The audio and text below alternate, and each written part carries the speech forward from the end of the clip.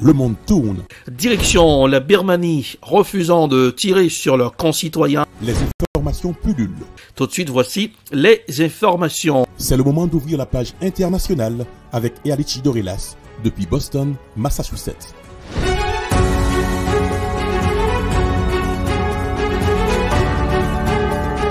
Mesdames, Messieurs, bonsoir. Bon début de semaine. Première sortie de la page internationale pour cette semaine depuis la newsroom dans la capitale des grandes universités du monde, Boston, Massachusetts. Erlichi Dorelas pour présenter la page internationale. À Jacques Mel pour le grand journal François Roubans sur les manœuvres techniques. Bonsoir aux auditeurs de la radio évangélique Hosanna 102.3 FM à Jacques Mel. En Iran, scepticisme après l'abolition de la police des mœurs. L'annonce du procureur général est intervenue après la décision samedi des autorités de réviser une loi de 1983 sur le port obligatoire du voile. Voici un reportage signé Euronews. En Iran, l'annonce de l'abolition de la police des mœurs est accueillie avec scepticisme par beaucoup. Ce sont ces brigades chargées de faire respecter un strict code vestimentaire qui avait arrêté Mahsa Amini, dont la mort en détention a déclenché une vague de contestation qui dure depuis 2 mois et demi. Pour les opposants au régime, comme cette Iranienne qui vit au Kurdistan irakien, les récentes annonces ne changeront rien au mouvement. Le slogan des manifestants, ce n'est pas la dissolution de la police des mœurs, dit-elle. Certes, une des revendications, c'est la fin du voile obligatoire. Mais la vraie demande, c'est l'élimination du régime. Néanmoins, le soutien aux lois islamiques et au régime reste important, comme le montrent ces images. Si la police des mœurs génère des dissensions, le hijab, pour certains, doit rester obligatoire.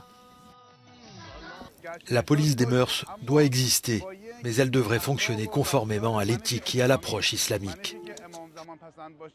Avec la violence et ce genre de choses, personne ne peut défendre son point de vue ou faire quelque chose de juste.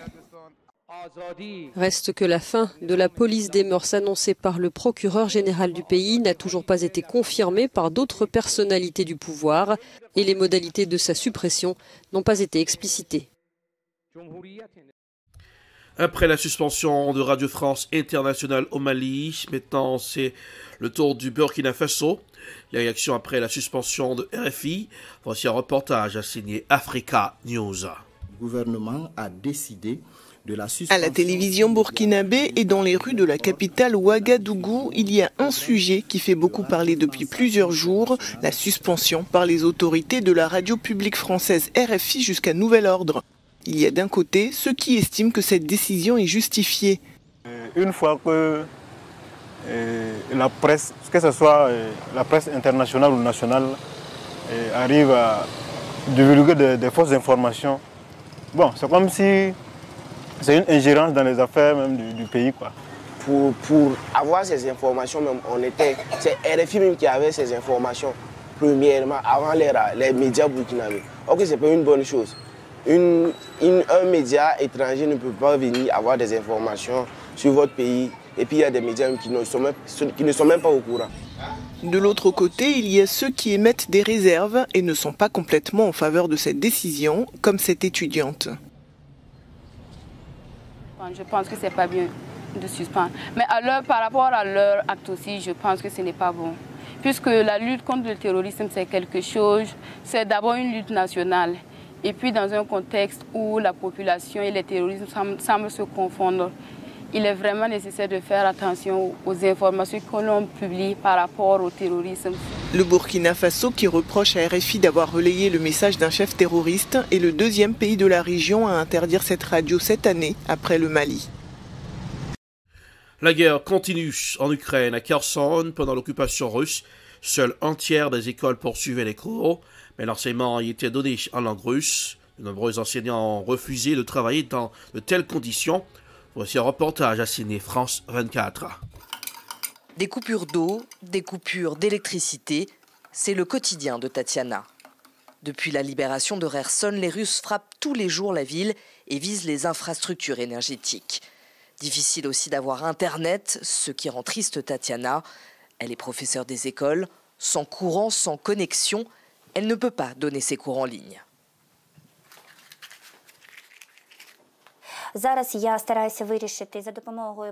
Nous essayons de trouver une solution à ce problème avec les parents des enfants à qui j'enseigne. Certains ont leur propre entreprise. Ils ont proposé de m'aider. Ils ont des générateurs, Internet, et ils sont prêts à me fournir un endroit pour que je puisse travailler. J'ai vraiment envie d'enseigner à nouveau et je ferai tout pour que ça arrive le plus vite possible.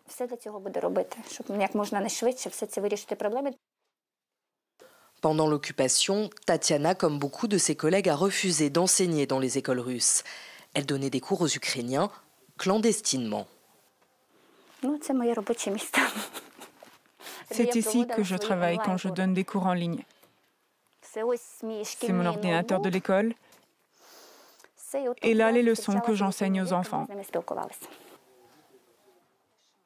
Dans son bureau, des poufs pour les enfants, des déguisements traditionnels, des jeux, tout ce qu'elle a pu sauver de son ancienne école est ici.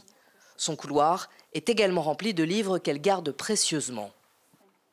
Tous ces livres sont d'auteurs ukrainiens. Heureusement que je les ai pris, car les Russes allaient détruire tous les livres en langue ukrainienne. C'est avec nostalgie que Tatiana revient près de son ancienne école. Mais les souvenirs laissés par les Russes la hantent encore.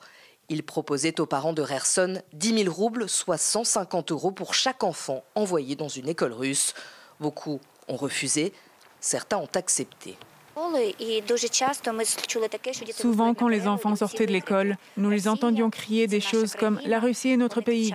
Ils ont commencé à apprendre les chansons patriotiques russes, l'hymne national russe et tous les symboles nationaux russes. Ça nous mettait vraiment en colère que des parents envoient leurs enfants dans des écoles russes. C'est triste qu'ils aient fait ça.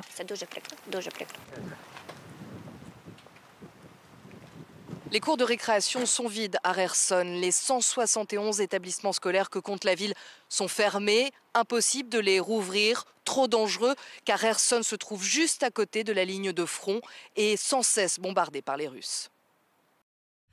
Direction l'Afrique du Sud, gêné par un scandale, le président sud-africain refuse de jeter l'éponge. Menacé par une procédure de destitution, le président sud-africain Cyril Ramaphosa n'a aucune intention de démissionner et va se battre sur le plan politique. Voici un reportage à signer RT. Il ne cédera pas malgré un rapport parlementaire qui l'accable. Un document qui révèle que le président de 70 ans a pu commettre des actes contraires à la loi et à la Constitution. Il ouvre ainsi la voie à une procédure de destitution pour ce chef d'État qui avait promis de mettre fin à la corruption à son arrivée au pouvoir en 2018. Si le président ne s'est pas exprimé directement, son porte-parole a confirmé ce samedi qu'il ne démissionnerait pas, annonçant qu'il ne s'écarterait pas du pouvoir sur la base d'un rapport erroné et que le président allait contester le document par voie de justice.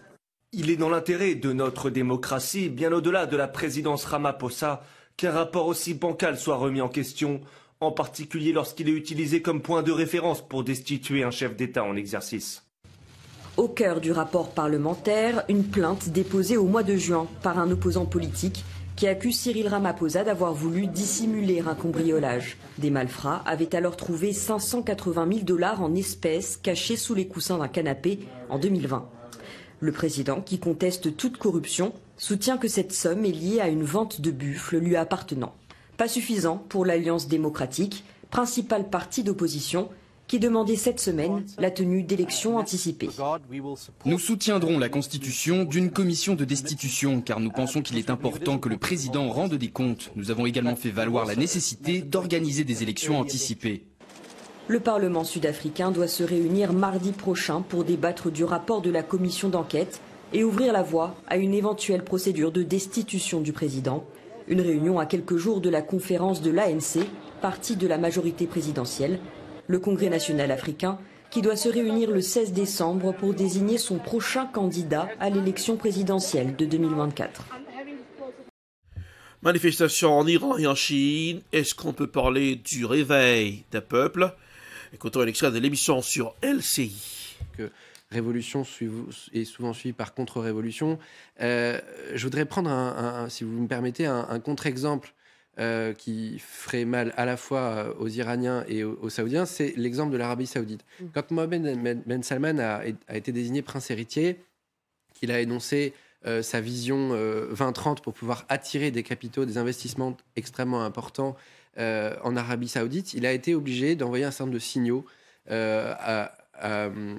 aux dirigeants économiques internationaux d'ouverture de l'Arabie Saoudite sur le plan des valeurs. Et un des éléments qui avait fait sauter de joie beaucoup de féministes, y compris moi-même, c'était le fait de pouvoir accorder le droit de rouler, le permis de conduire aux femmes. Et tout de suite, on s'est enflammé, on s'est emballé, on a mis le pied sur l'accélérateur, si vous me permettez le mauvais jeu de mots, en se disant « ça y est, la société saoudienne est en train de changer ». En réalité, quand on observe la matérialité de la société saoudienne, on est à un niveau de patriarcat qui reste extrêmement élevé, un régime autoritaire où l'ensemble des libertés fondamentales pour les femmes sont quasi inaccessibles, que ce soit l'autonomie économique des femmes, la possibilité d'entreprendre, la possibilité d'avoir un compte bancaire, etc.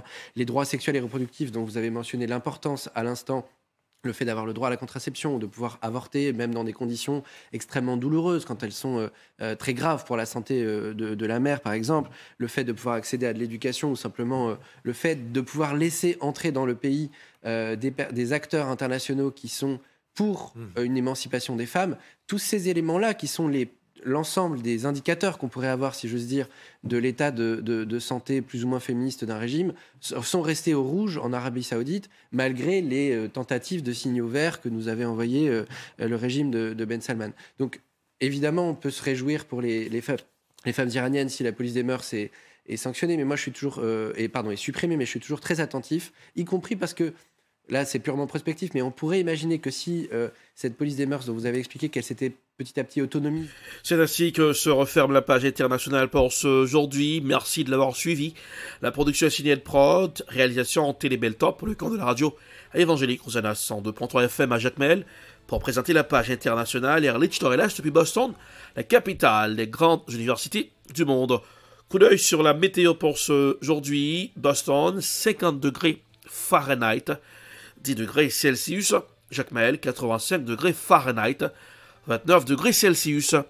Bonsoir Joannel, bonsoir aux bands, bonsoir aux auditeurs à la radio évangélique Rosanna 102.3 FM à Jacmel. Passez un excellent lundi. Bonsoir. C'était la page internationale avec Erlich Torelas.